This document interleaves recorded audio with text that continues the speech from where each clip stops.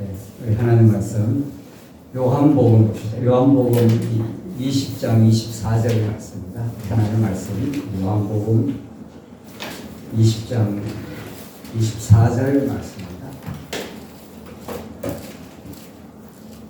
네, 찾으신 줄 알고 공독드리겠습니다. 우리 요한복음 20장 24절 말씀입니다.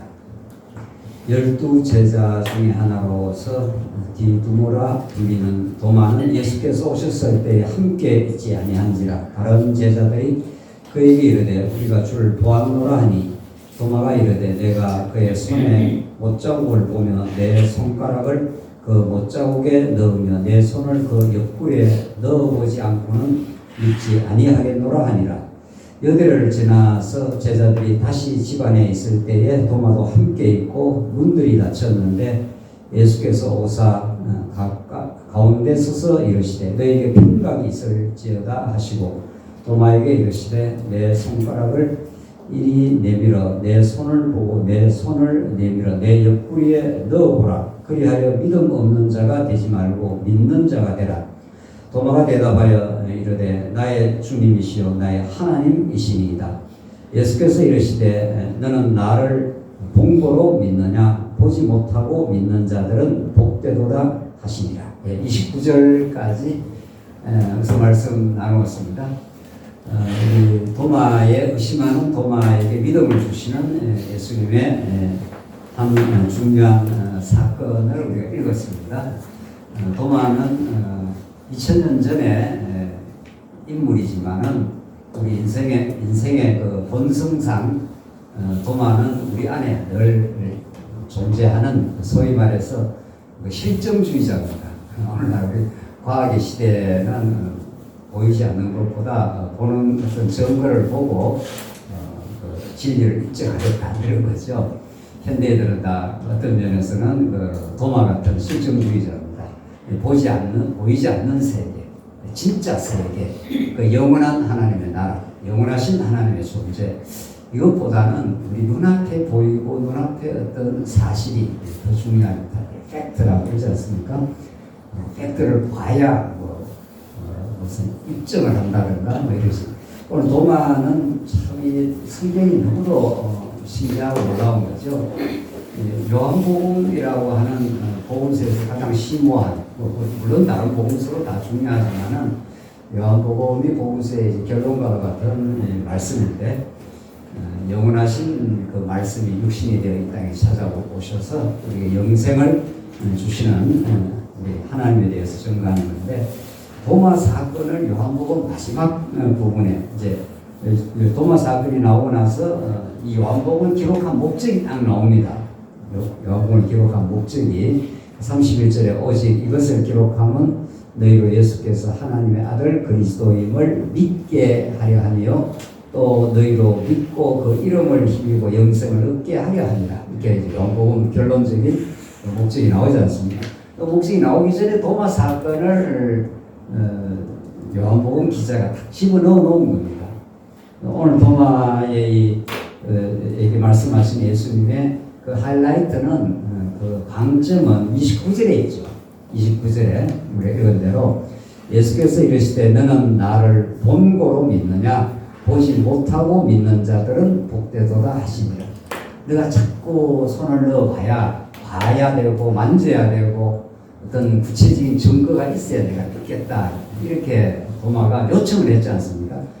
그래, 네 믿음 수준에서는 내가 이렇게 가르쳐 주겠다 해서 만져봐라. 그래서 직접 진짜 만졌습니다. 주님은 정말 살아계신 하나님이시다 이 말이죠. 나의 주님이요 나의 하나님이시다. 이렇게 해서 도마가 큰 믿음을 가졌는 것 같았는데 큰 믿음이 아니라 작은 믿음인 거죠. 워낙 애들이 못 믿겠다고 그러니까 애한테 뭐 장난감 하나 줘서 그 아버지의 사랑을 표현을 하듯이, 장난감 안 줘도 아버지는 그 자기 애를 엄청 사랑하는데 어린애는 장난감을 줘야 내가 사랑을 믿겠다는 거 아니겠어요? 여기에 오늘 우리 본사 임력원에 우리를 말씀을 나누는 포인트가 들어있습니다. 우리는 이 땅에 하나님께서 우리를 보내시고 영광스러운 하나님 나라의 백성이 되게 하시고 거기다가 우리 하나님 나라의 교회를 섬기고 우리 지체들을 사랑하는 거룩한 직분을 우리에게 자꾸 주셨는데 뭘 우리가 믿고 뭘 어떻게 우리가 깨닫고 우리가 이 땅을 살아가는 삶의 의미와 가치를 또 교회 참 거룩한 직분을 우리가 받아서 이렇게 살아가는 그 의미와 가치가 무엇인가를 우리가 진정으로 알면은 도마에게 주신 작은 믿음보다도 더 크고 놀라운 믿음을 주신 그 예수를 바라보기 이런 거죠. 오늘 예수님께서 도마가 이제 육군에 손 넣어보고 진짜 예수님 정말 십자가에 못 박아 죽으셨는데 부활하셨네요 이렇게 이제 믿어진 건 사실이죠. 그러나 그건 그의 작은 믿음이야. 그럼 봐서 믿으면 내가 예수님 맨날 십자가에 죽고 또 부활하시고 죽고 부활해야 돼. 그러면 너는 그렇게 믿었는지 몰라도 오고 오는 여러분과 저는 20세기, 21세기에 사는데 또 예수님 오셔서 죽고 또 부활해서 옆구리에 손 넣어야 믿겠냐 이 말 아닙니까? 그건 하나의 계시 사건으로 언약 성취의 사건으로 이루어진 거고 이제 그걸 성령을 통해서 보지 못해도 이런 거죠. 나는 부활하고 성천하여 하늘 보좌 우편에 가지만 성령이 오셔서 너희에게 찾아오셔서 이제 믿음 바라는 것의 실상이요 보지 못한 것의 증거라. 보지 못해도 실제로 우리의 가시적인 눈에 보지 못해도 그게 진짜 믿어지게 하나님께서 하시려고 성령을 보내주시고 오늘 본문의 말씀처럼 너는 나를 본고로 믿느냐 봐서 믿느냐 보지 못하고 믿는 자들은 더욱 복된 것이 예수님 가르쳐주신 말씀입니다. 오늘 우리 정말 오랜만에 코로나도 이제 종식되고 뭐 완전 종식이 되는지 모르겠어요. 이제 코로나 때문에 못 만난다 인생이 다 힘들다 그러는데 코로나 때문에 힘든 게 아니고 코로나가 육신은 좀 여러 가지 불편하게 하고 실제로 아프기도 하고 이런저런 일이 있지만 코로나는 하나의 삶의 한 현상일 뿐이고 진짜 오늘 여러분과 제가 중요한 건 복음이 진정으로 의미하는 것이 뭔가 이게 우리가 정말로 오늘 이 시대에 우리 권사님들이 집중하고 깨닫고 그것에서 삶의 의미와 가치를 영원한 복음에서 영원한 생애의 의미를 누릴 때 오늘 교회를 봉사한다는 것 우리가 오늘 이렇게 살아 움직인다는 것 이런 것들이 다 의미가 있지 않겠어요? 그래서 한번 보십시다. 첫째 문제 얘기를 해봤습니다. 참된 복음은 무엇이며 복음 신앙이란 무엇인가? 언제나 우리는 원초적인 질문을 할 필요가 있습니다. 이런저런 우리 가정생활하고 교회생활하고 삶의 여러 가지 복잡다단한 일을 하다 보면은 영혼이 흥크러질 때가 있죠. 이것도 해야 되고 저것도 해야 되고 하다가 보면은 우리 뜻대로 안 되고 이러면 자꾸 우리 영혼이 흥크러져 가지고 마음이 부산하기만 하지 이렇게 마음의 진정한 믿음의 열매, 삶의 진정한 가치, 뿌리 깊은 신앙 이런 것을 우리가 정말 갈구하게 됩니다. 우리 인생은. 그래서 우리가 다시 참된 복음은 무엇인가? 그 복음이라는 것을 믿게 된다고 하는 복음 신앙이 무엇인가? 이걸 한번 본질적으로 한번 질문을 하고 오늘 마지막 우리 교회에서 권사의 직분이 도대체 어떤 의미를 가지고 있는가?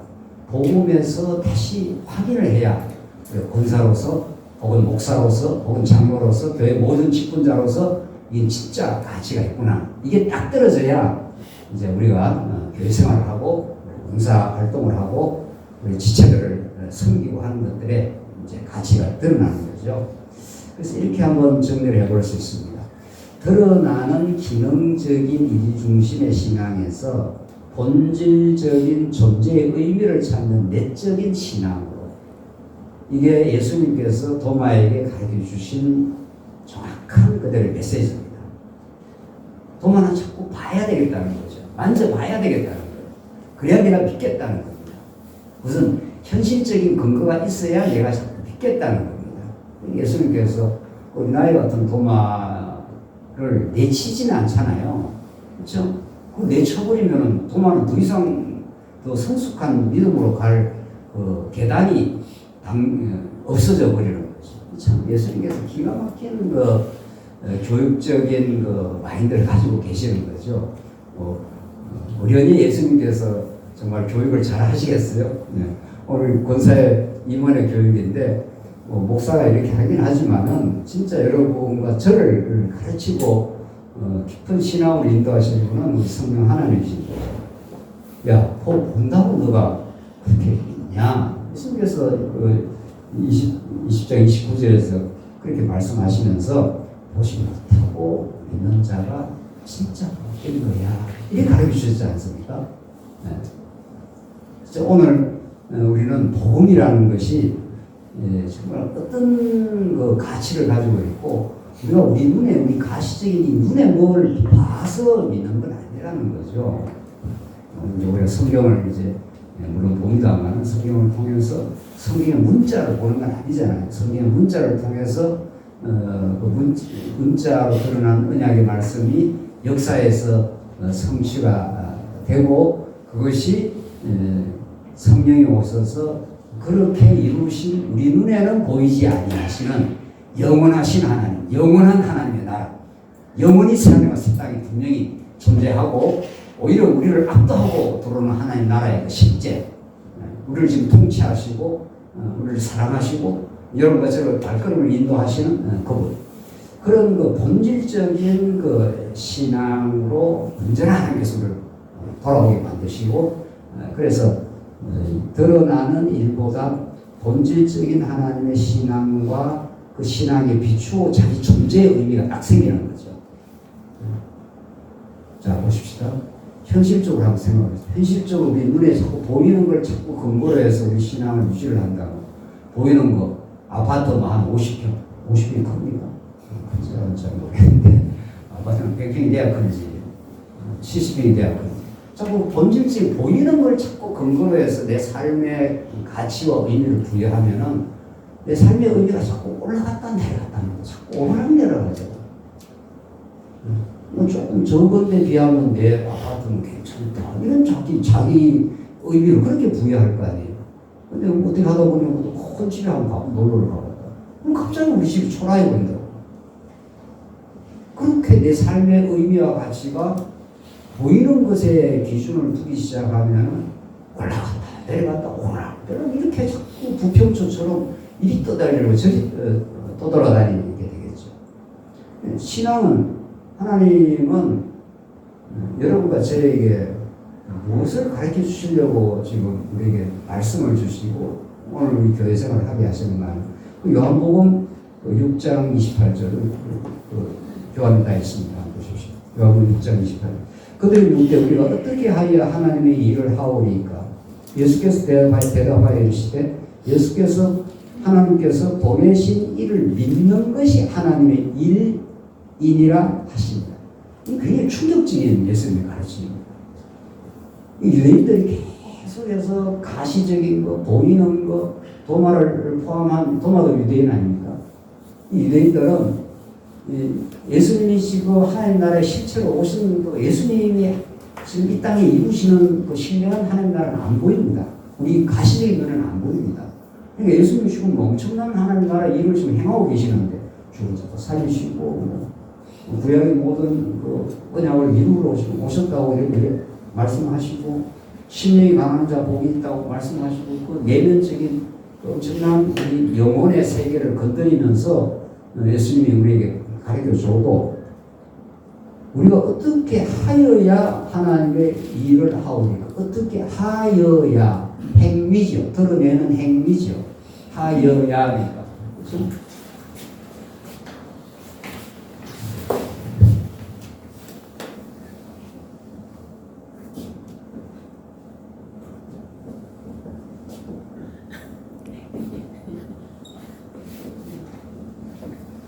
하여야 하오니까 전부 다 드러난 차원의 어떤 행위입니다. 뭘 해야 하나님의 일을 뭔가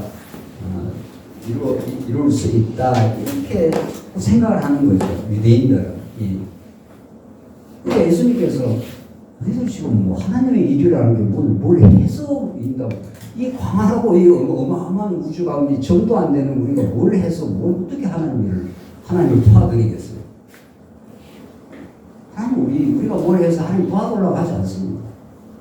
그러니까 예수님께서 너희들 지금 오해했어. 착각을 했어. 지금 도마에게 도마는 제자이기 때문에 이제 일러주고 또 본질적인 걸 가르쳐줬고 유대인들에게는 아주 충격적인 이제 대답이 나오는 거죠. 하나님께서 보내신 일을 믿는 게 하나님의 일이야.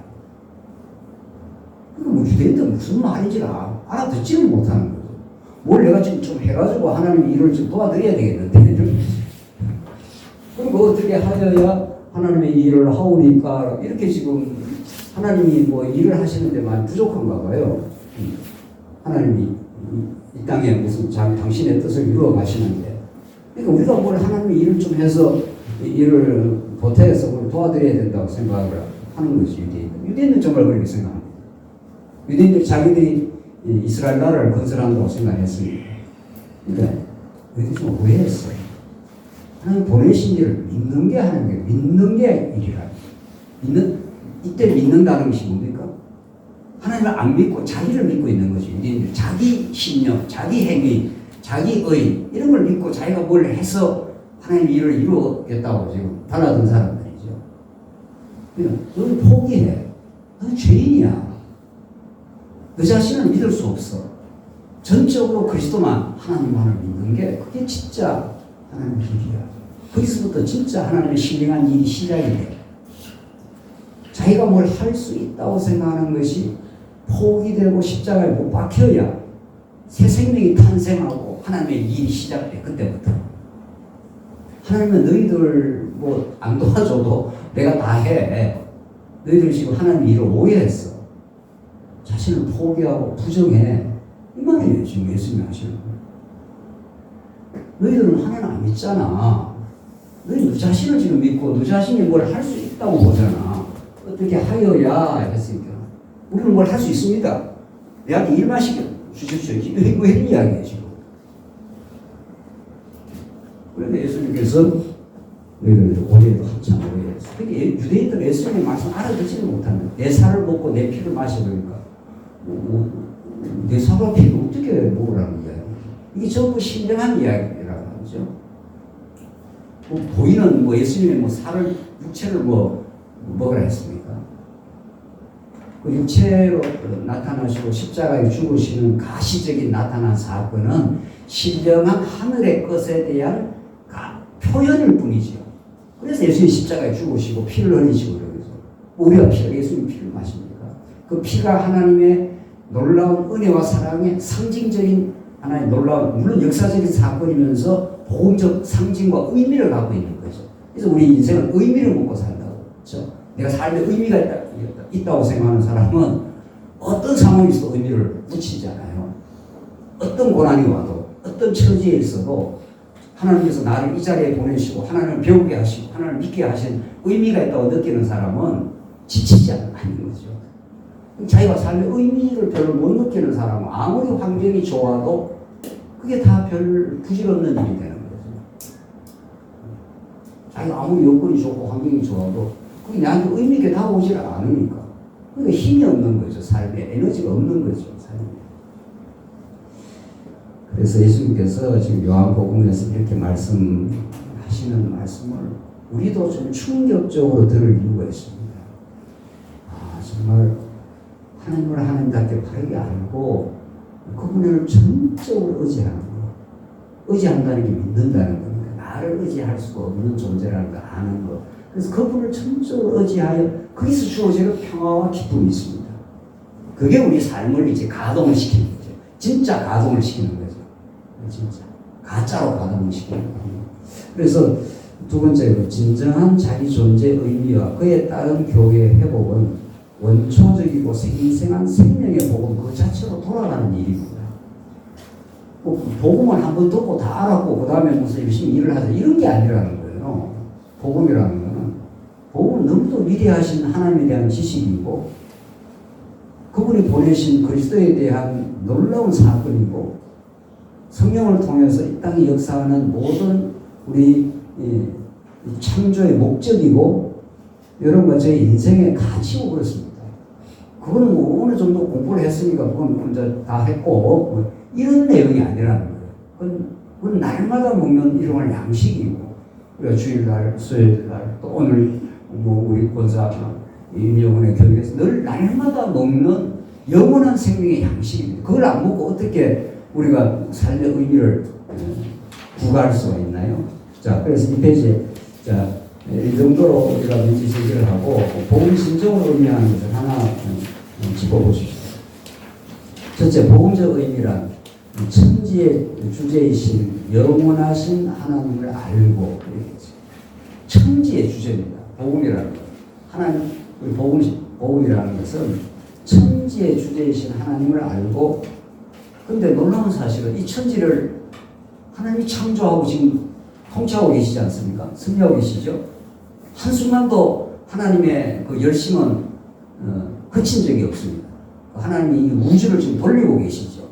작동을 하고 승리를 하고 운행을 하고 계시고 여러분과 제 인생의 생명과 호흡을 지금 주시고 살게 하고 기동하며 존재하게 하시는 그 하나님이 자기 아들을 십자가에 못 박아서 십자가에 못 박히신 그리스도를 믿음으로 자기 존재의 진정한 의미를 찾는 겁니다. 우리가 복음적 의미가 있다.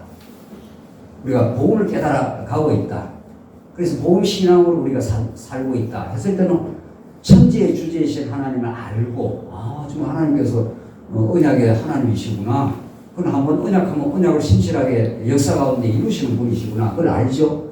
근데 언약의 실체는 예수 그리스도 사건이니까 그리스도가 이 땅에 오셔서 하나님 나라를 선포하고 모든 복음서의 마지막에는 십자가 사건으로 끌려가지 않습니까? 골고다 언덕으로 예수님 그 영광스러운 대권을 가지시고 이 땅에 하나님의 아들로 출현하신 분이 마지막에 복음서의 모든 복음서의 마지막을 전부 조롱받고 십자가에 매달리시고 그렇게 복음서 다 그래 끝나요. 물론 십자가라는 건 언제나 부활을 함축합니다.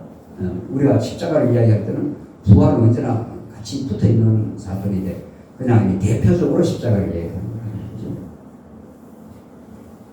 그 십자가에 매달리신 그리스도 안에서 하나님의 자기 사랑이 하나님이 우리를 사랑하는 그 영원한 사랑이 확정이 되고 그걸 아는 것이 우리 하나님의 아들로 우리가 부름받은 우리의 존재 의미라는 거예요. 그분의 사랑 속에 내가 존재하는 거구나. 그때 내가 살 이유가 생기는 거죠. 맞아. 내가 이 땅에 좀 고난받고 여러 가지 어려움을 겪어도 그것도 하나님의 사랑을 더 깊이 깨닫게 하려고 그랬지. 이렇게 우리가 깨닫게 된다는 거죠. 이 현대인들의 이 부평적인 현대인들, 이야, 저다 뭐 부산하고 일 많고, 그 가보세요. 우리 아들도 바빠요 보니까. 너 왜 바쁘냐? 뭐 바쁘대요. 이거 뭘로 이렇게 무슨 삶의 의미를 찾아서 왜 바쁘냐? 바쁜데. 근데 바쁜 게 좀 쉽게 말하면 헛짓한다고 바빠요. 놀러 다니고 저거 별로 영향받을 별로 없어. 현대인들 바쁜 이유가 뭐냐고. 물론 사업을 한다든가, 직장생활 열심히 한다. 그건 돼서 오케이. 괜찮아요. 그러면 또 자녀들을 열심히 키우기 위해서 바쁘다. 그런 좀 핵심적인 사안은 괜찮은데 그런 거 외에 부산하게 바쁜 거예요. 계속 유튜브 틀어놓고 이거 보다 저거 보다. 제가 유튜브를 한 몇 번 들어보니까 집에서 한 채널을 한 서너 개 바꾸니까 내 영혼이 흥건해지더라고요. 유튜브 볼 거 아니에요. 좋은 인문학 강의도 듣고 하세요. 하는 건 괜찮은데 가끔 보는 건 괜찮은데 좀 쉴 때. 근데 계속 한 몇 시간 이렇게 보니 몇 시간은 아니고 해봤어요. 그게 이렇게 머리가 이렇게 흥건해져요. 이건 이래서 중요하다. 저건 저래서 중요하다. 걷기 운동은 이래야 된다. 운동도 또 중요하니까 운동도 좀 사고.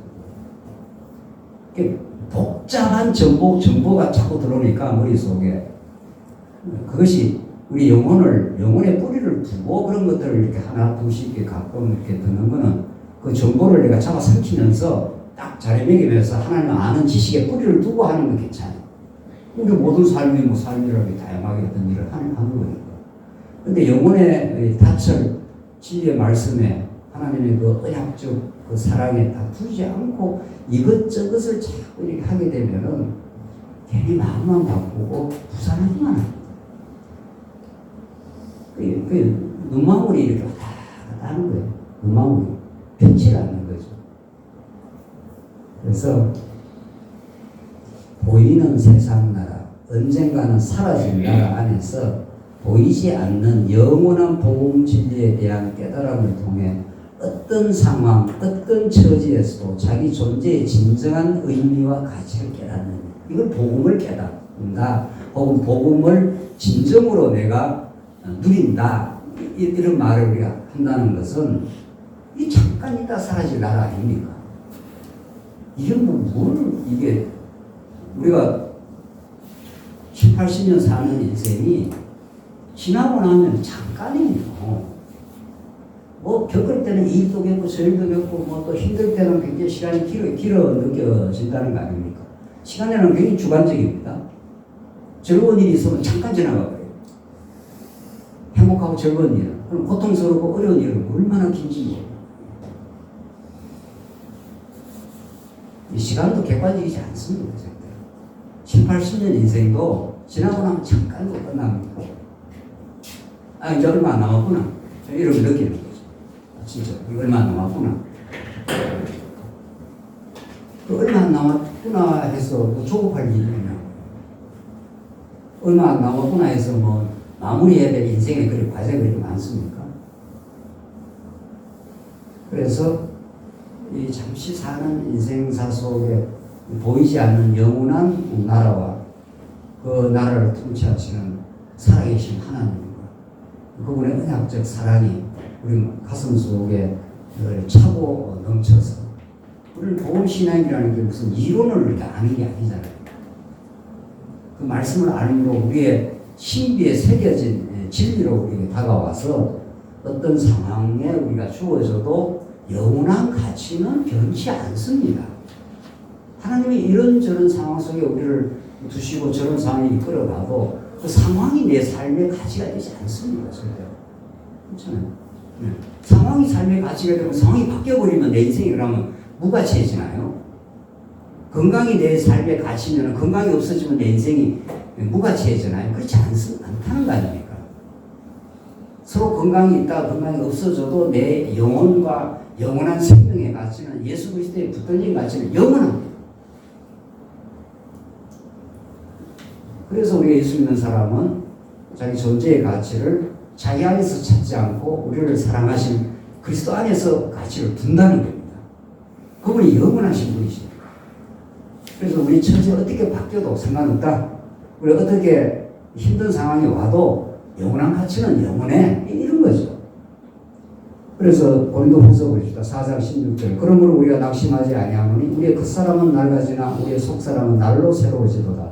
우리가 잠시 받는 환난에 경한 것이 지극히 크고 영원한 영광에 중한 것을 우리에게 이루게 하니, 우리가 주목하는 것은 보이는 것이 아니요 보이지 않는 것이니 보이는 것은 잠깐이요 보이지 않는 것은 영원합니다. 이게 확실한 고린도 후서의 키 센텐스 아닙니까? 이거야말로 고린도 교회가 이것 때문에 저것 때문에 갈등을 했습니다.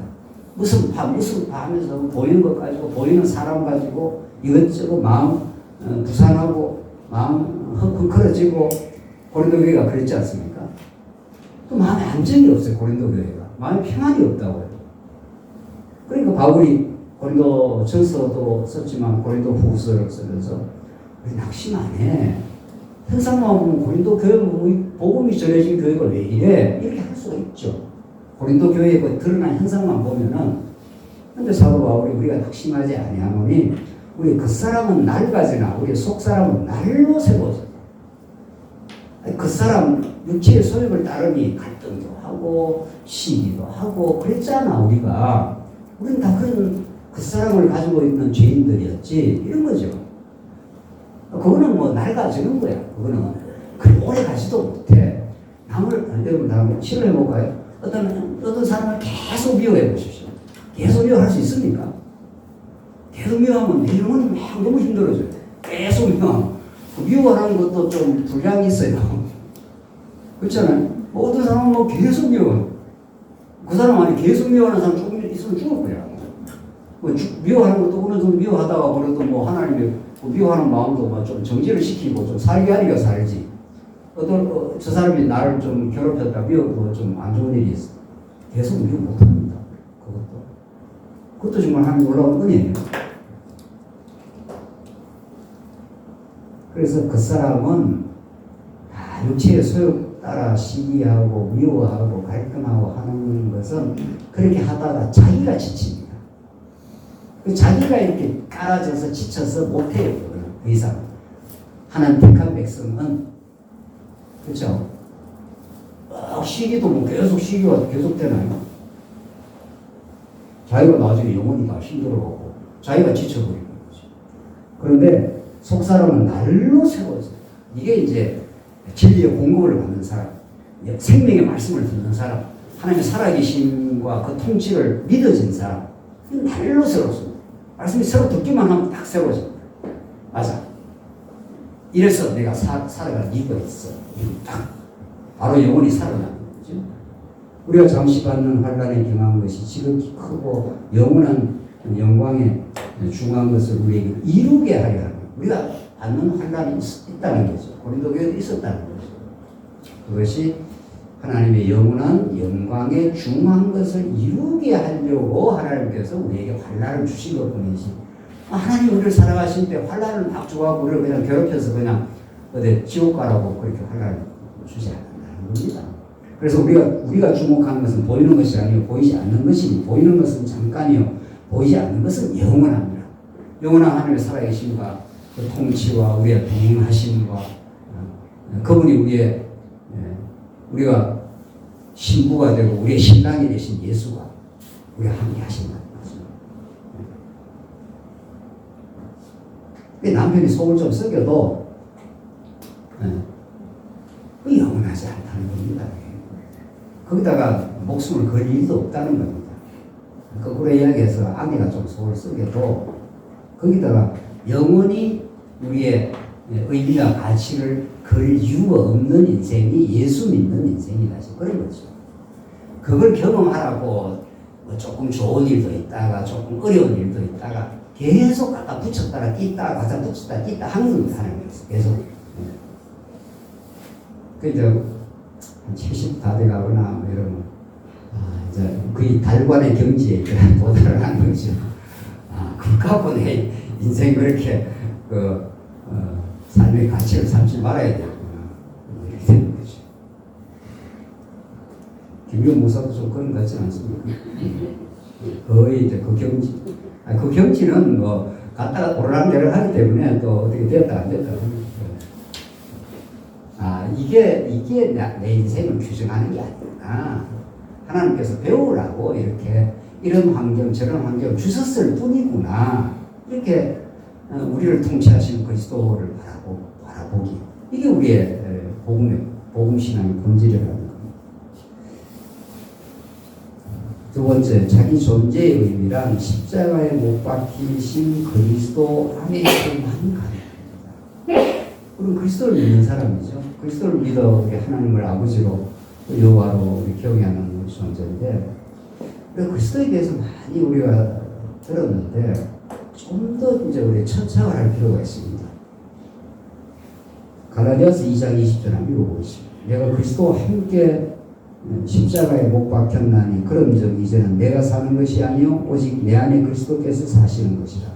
이제 내가 육체 가운데 사는 것은 나를 사랑하사 나를 위하여 자기 자신을 뿌리신 하나님의 아들을 믿는 믿음 안에서 사는 믿음 안에서 사는 거예요.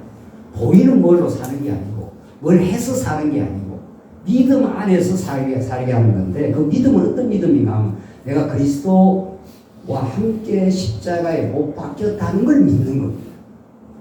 이게 2000년 전의 사건이죠. 이게 신령한 의미죠. 우리가 뭐 언제 가시적으로 우리 눈으로 2000년 전 십자가에 예수님이 매달린 걸 본 건 아니잖아요. 도마처럼. 도마는 봐야 되겠다는 거죠. 만져봐야 되겠다는 믿겠다는 거 아니에요. 근데 이걸 우리는 성령에 깨달음을 통해서 내가 그리스도와 함께 십자가에 못 박혔다고 이제 믿어진 겁니다. 우리가 21세기에 참 긴 2000년의 세월이 지났는데 예수님 십자가 이렇게 매달려 돌아가실 때 우리도 믿음으로 같이 못 박힌다고 믿는 겁니다. 그때 못 박힌 내 자아는 옛 자아입니다. 아담 타락 이후 우리가 걸머진 자아, 옛 자아. 옛 자아는 언제나 자기중심적이고 자기 확장적이고 자기 영광적이고 자기를 알아달라는 자기 나라입니다. 그게 아담 타락 이후에 모든 인류가 이 인간이 자아라는 게 있잖아요. 근데 그냥 자아가 아니고 이게 옛 자아라는 거예요. 옛 사람은 죽고 속 사람, 새 사람을 살아가라. 이렇게 사도 바울이 여기서 말하는 그게 다 옛 자아입니다. 그냥 자아가 아니고 이게 사단의 종로로 가는 아담이 사단의 유혹을 받아서 사단의 종로로 가는 자아가 그러니까 뭘 해도 자기가 자기 중심이에요. 뭘 해도 그런 자아가 있는 다음에는 마음의 평강과 기쁨이 없습니다. 진정한 평강과 기쁨이 없어요. 왜냐하면 이걸 자꾸 돋보이려고 하는 게 인간의 목적이니까. 돈도 이걸 돋보이려고 하고 뭐 옷도 좋은 옷을 왜 입으려고 그래요? 좋은 옷을.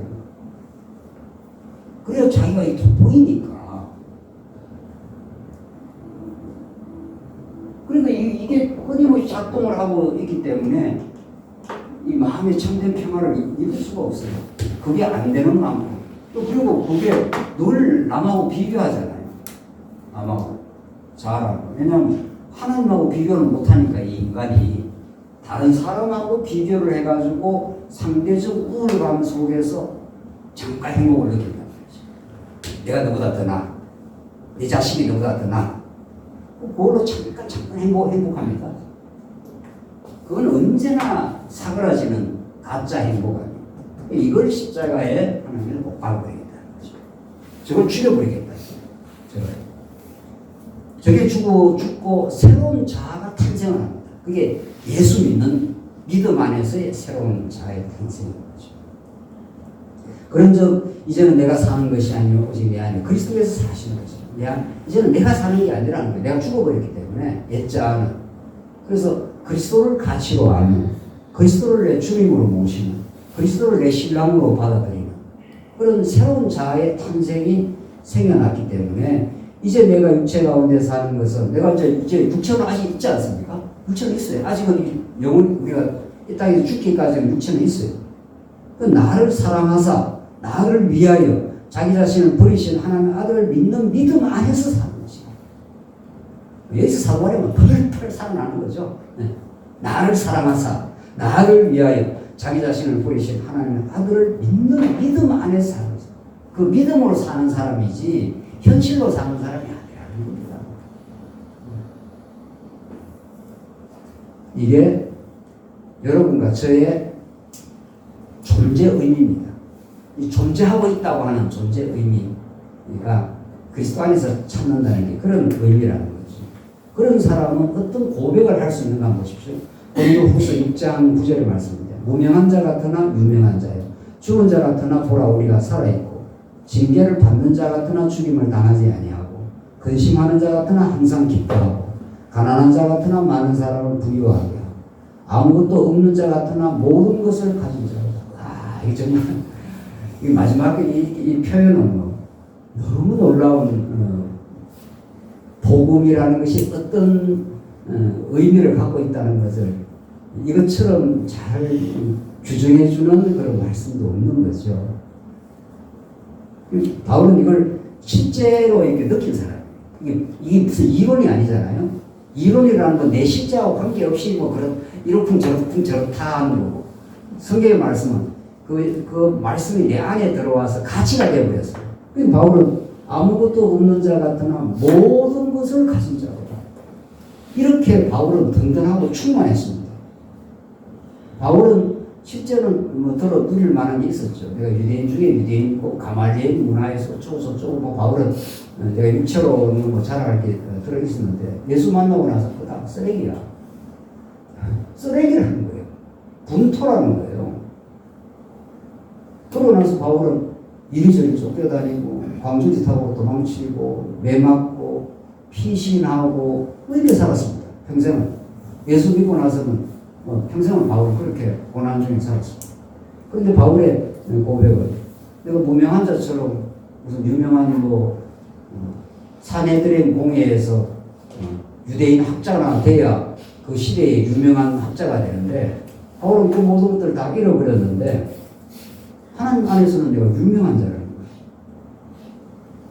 그래서 근심하는 자 같으나 항상 기뻐하고 가난한 자 같으나 많은 사람을 부여하고 아무것도 없는 자 같으나 모든 것을 가진 자다. 이런 당당한 복음 신앙이 바울에게만 하나님 주시는 게 아니라 우리가 복음답게 깨닫기만 한다면은 여러분과 저도 이런 당당한 복음 신앙을 누리게 되는 거죠. 이걸 우리는 하나님 나라를 누린다는 거예요. 하나님 통치 속에 또 하늘나라의 복을 우리가 하나님 주신 그분을 우리가 알고 그분을 우리가 깨닫고 살아간다. 이런 거라고. 그래서 참 복음이라는 게 2000년 전이나 직업이나 또 예수님 언제 오실지 몰라도 앞으로도 언제나 중요한 거지만은 특별히 현대에 더 중요해 보입니다. 이 현대에 또 따라다니는 이 세상 가치에 이끌려 다니는 수많은 청백한 영혼들, 이 우리 주변에 얼마나 차고 넘치는지 모릅니다. 이전보다 확실히 경제적으로 좀 잘 살긴 잘 사는데도 영혼의 닻을 그리스도에게 누리지 뿌리박지를 못해서 이리 방황 저리 방황 하여튼 우리 눈에는 이렇게 보면 거의 방황이에요. 저리 방황하면서 정말 마음에 참된 평강과 안식을 잃어버린 현대인들의 영혼을 향해서 우리 교회가 진리를 선포하고 진리에 푹뚝 서고 특별히 우리 권사님들이 진리의 반석 위에 우리 각자 뿌리를 딱 내리고 있으면 그것이야말로 이 시대를 새롭게 정말 해갈 수 있는 그런 참된 교회가 되고 또 교회 이전에 우리 존재가 그렇게 정말 하나님의 은혜 속에서 살게 된다면 하나 우리가 복이 되는지 이걸 우리 강사님들이 진정으로 누리고 깨닫고 무슨 가시적인 무슨 일을 해서 내 존재를 입증하려는 게 아니라 그리스도 안에서 내 존재가 얼마나 소중한 존재인지 얼마나 복된 하나님의 은혜 속에 살아가는지 그런 것을 진정 누리다 보면은 우리 옆에 있는 지체 약하고 어려운 지체들 또 때로는 방황하는 지체들에 대한 긍휼한 마음이 생기고 또 그들을 향한 정말 그리스도의 마음이 생겨나지 않겠어요? 그러면 자연스럽게 그렇게 살게 될 겁니다. 세상에 복음이 얼마나 위대하고 놀라운데 교수님들 이래야 됩니다. 저래야 됩니다. 봉사해야 됩니다. 이런 껍데기 같은 발언이 가능하겠어요? 복음이 얼마나 위대하고 가치로운데 그분이 나를 위해서 죽고 살아났는데 그걸 알게 되면은 진리를 위해서 산다. 다른 지체를 사랑의 짐을 지고 산다. 이런 거는 다시 보면 말할 내용이 아닌 거죠. 근데 바울이 권면이라는 게 뒤에 그런 거에 이어 나오는 것이 권면으로 나오긴 나옵니다만은 그거는 복음에 접한 사람은 자동적으로 우리의 믿음이 불량한 것 되겠죠. 갈라디아 6장 보십시오. 너희가 짐을 써오지라. 그리하여 그리스도의 법을 성취하라. 만일 누가 아무것도 되지 못하고 된 줄로 생각하면 스스로 속이면 이게 누가 아무것도 되지 못하고 이게 존재입니다. 이 행위가 아니잖아요. 존재가 그렇게 그리스도 안에서 얼마나 소중한 존재가 되어버리면 존재로 삽니다. 그렇지 않겠어요? 행위를 해야 하나님 일을 하는 게 아니라 존재 자체가 그렇게 놀라운 하나님의 복된 존재가 되어버린 인생에게는 지체를 위해서 사랑의 짐을 지고 그걸 참된 보고 아는 거죠. 어떻게 내 자신만을 생각하고 내 자신의 유익만을 위해 살아갔던 우리 타락한 우리 인생이 이렇게 우리가 복된 인생이 되었느냐 하는 것이죠. 그러면 뭐 그 사람에게는 교회를 위해서 권사님들 이 일 저일 하시기 이런 말 자체가 따지고 보면은 2차적이고 3차적인 일이라는 거죠. 자, 마지막 정리하십시다. 자, 복음에 대해서 이제 복음적 존재에 대해서 우리가 지금까지 나누었고, 그걸 성경의 언어로 그대로 말하자면 언약이고 하나님 나라고 십자가고 그렇다는 겁니다. 그렇죠? 그래서 언약 성취의 중요성을 우리 말씀도 지난 40년 동안 많이 강조를 해왔습니다. 그렇죠? 3페이지 정리를 해나가는데,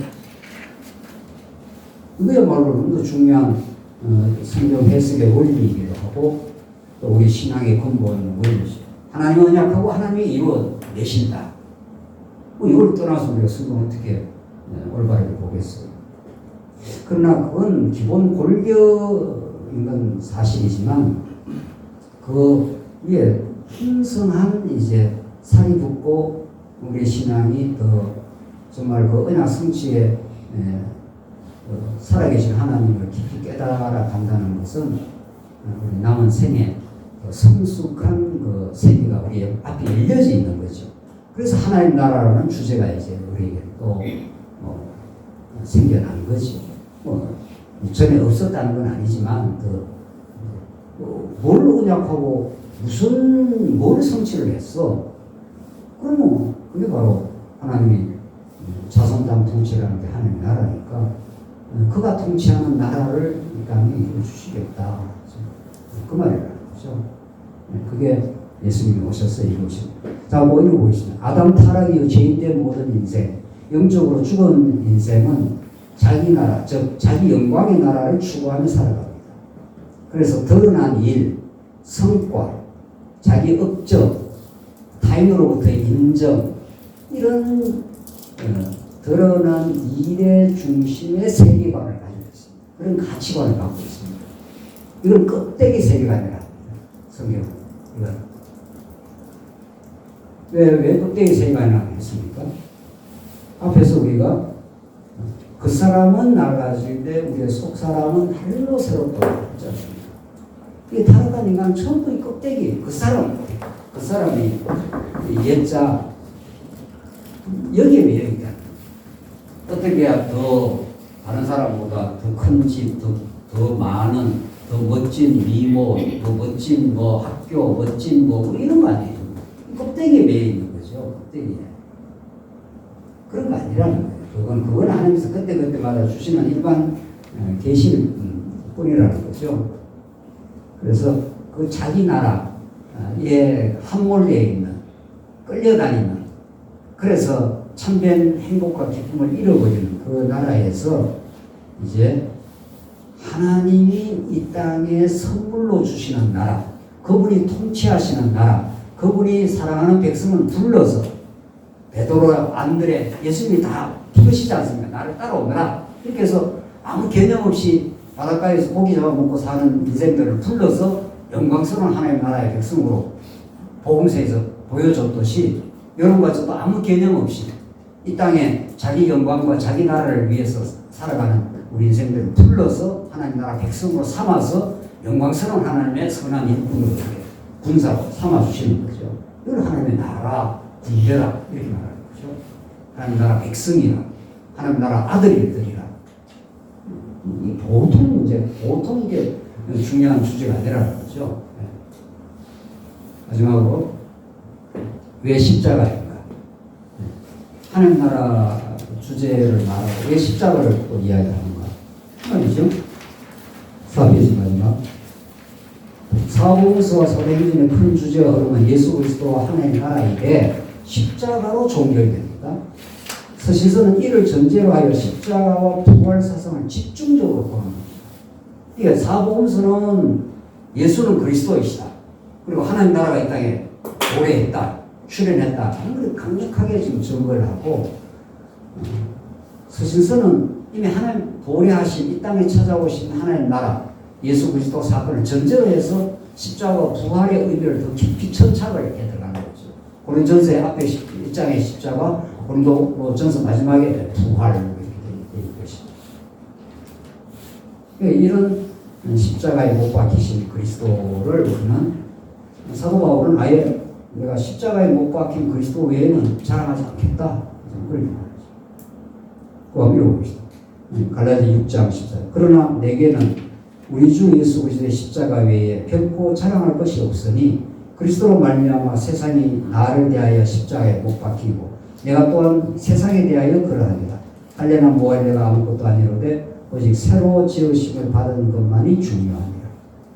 이게 알듯 말듯한 오락가락 같은 말씀을 주신 겁니다. 이게 무슨 말입니까? 십자가에 내가 자랑하는 것이 없다 해놓고는 그리스도로 말미암아 세상이 나를 대하여 십자가에, 이게 무슨 말이에요? 세상이 그리스도로 말미암아 세상이 나를 대하여 십자가에 못 박아버렸다. 전에는 세상 가치가 내한테 생명의 가치고 그게 의미 있는 가치였는데 예수 믿고 나니까 세상 가치가 죽어버렸다는 거예요. 그게 내한테는 의미 있는 가치가 아니라는 거예요. 뭐 있으면 있는 대로 없으면 없는 대로 이렇게 된다는 거예요. 그래서 세속주의와 싸워간다고 했지 않습니까? 유대주의 세속주의와 싸워간다고 했죠. 세속주의라는 게 세상 가치 아니에요. 예수를 믿어버린 사람은 세상 가치가 우리에게 의미 있게 다가오지 않습니다. 그런가 보다 이런 거지. 돈 많은가 보다. 저분은 좀 돈이 없는가 보다 이러지. 돈 많다고 그 사람이 대단한 사람인데 돈 없다고 그 사람이 하찮은 인생이 됩니까? 그 영혼을 잃어버린 사람들 그렇게 판단하겠죠. 자기 영혼의 존재 의미를 잃어버린 사람은 저 사람이 돈 많으니까 대단한 사람이고 저 사람은 돈 없는 사람이니까 하찮은 인생이야 이렇게 평가를 할지 몰라도 자기 영혼이 생생하게 살아있는 사람은 그렇게 하겠지. 돈 많든지 돈이 없든지 다 영혼으로 보는 거죠. 그렇죠? 하나님의 귀한 하나님 백성으로 보는 거죠. 그게 세상에 못 박혀버렸다는 거예요. 세상이 내게는 이제 죽어버렸다는 거예요. 내가 또한 세상에 대해서도 그러다. 내가 세상을 그렇게 갈구를 안 한다, 이제는. 막 세상 가치를 그렇게 갈구하거나 그럴 이유가 없어졌다. 그건 하나님께 그냥 그때그때마다 주시는 형편이고 그냥 처지일 뿐이다. 마지막, 교회에서 권사의 집회는 것이 어떤 의미를 가집니까? 여러분에게 물어보십시오. 하나님 앞에 질문을 해보십시오. 나는 왜 이 자리에 와 있는가? 나는 얼마나 영광스럽고 복된 권사의 직분을 받고 살아가는가? 그걸 우리 스스로 자문하고 궁극적으로 하나님 앞에서 물어볼 필요가 있습니다. 이거 뭐 별것도 아니지, 그냥 어떻게 하다 보니 권사가 됐지. 이러면 혹시 그런 분 계십니까? 그렇지 않을 겁니다. 너무나 영광스럽고 복된 직분이고, 죄인이었던 자에게 영생, 즉 하나님 나라의 백성이 되었고, 또 복된 섬김의 자리에 있게 하신 크고 놀라운 은혜입니다. 복음의 가치를 아는 만큼 너무도 소중하고 귀한 직분입니다. 그 복음의 가치를 아는 만큼 다가오는 거죠. 왜냐하면 이 직분은 세상이 준 직분이 아니지 않습니까? 세상이 준 직분은 세상의 가치가 붙어 들어옵니다. 그렇죠? 돈이 좀 많아야 권사 일을 하겠구나. 세상에서 뭐가 좀 돼야 권사 일을 하겠구나. 이게 세상의 가치가 권사의 가치에 붙어 들어온 거죠. 그러나 권사는 세상이 준 건 아니죠. 누가 줬습니까? 물어보고 지나가야 되나요? 권사 직분 누가 줬어요? 목사 준 거 아니에요? 목사가 이렇게 해서 취임식하고 하나님 주신 거죠. 세상이 준 게 아니잖아요. 얼마나 가치롭고 귀하다.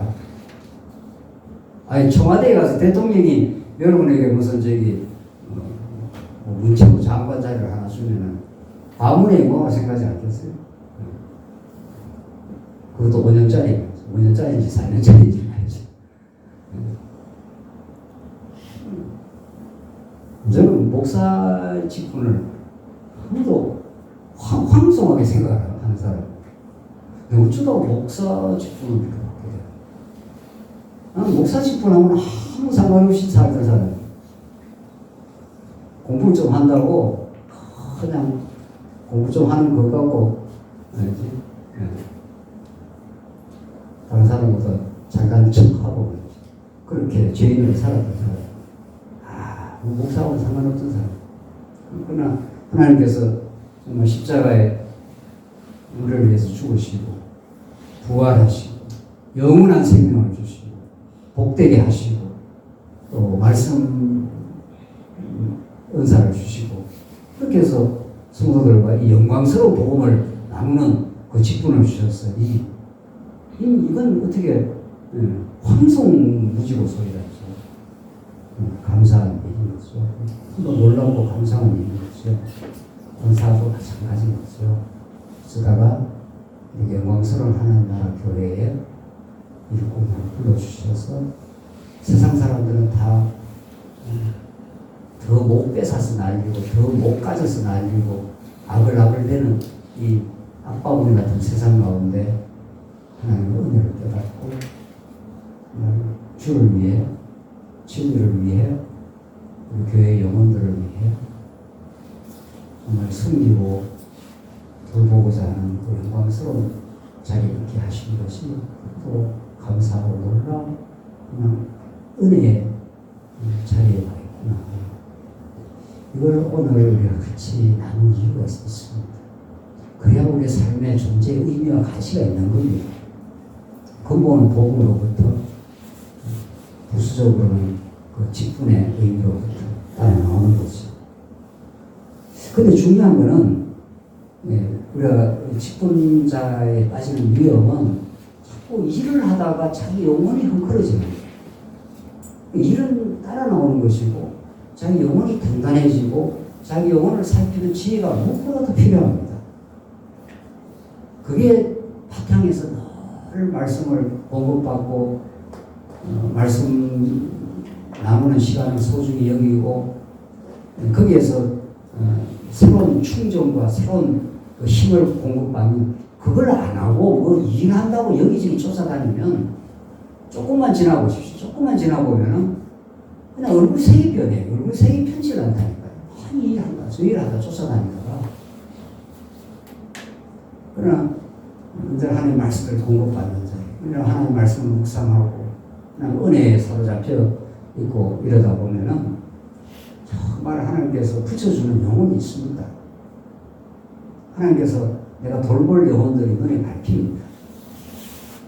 정말 그들을 위해서 기도해주고 그렇게 살아가는 것이 하나 이 광활한 우주 가운데 이 큰 지구 가운데 한 자리에 우리가 있지만은 아무것도 가지지 않는 자 같으나 모든 것을 가진 자로다라고 하는 바울의 이 복음의 원대한 이 정말 기쁨, 이 존재의 의미 이런 것들이 콱콱 여러분과 저에게 정말 가슴에 육박하고 복음으로 다가와서 삶을 유지한다면은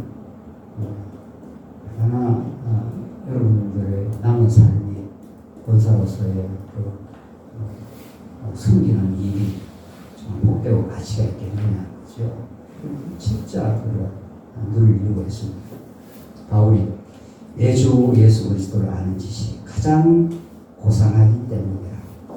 그래서 내가 그를 위하여 모든 것을 잃어버리고 배설물로 여기면 그리스도를 얻고 그 안에서 발견되려 함이니 내가 가진 의는 율법에서 난 것이 아니요 오직 그리스도를 믿음으로 말미암은 것이니 곧 믿음으로 하나님으로부터 난 의라. 내 의는 없었노라.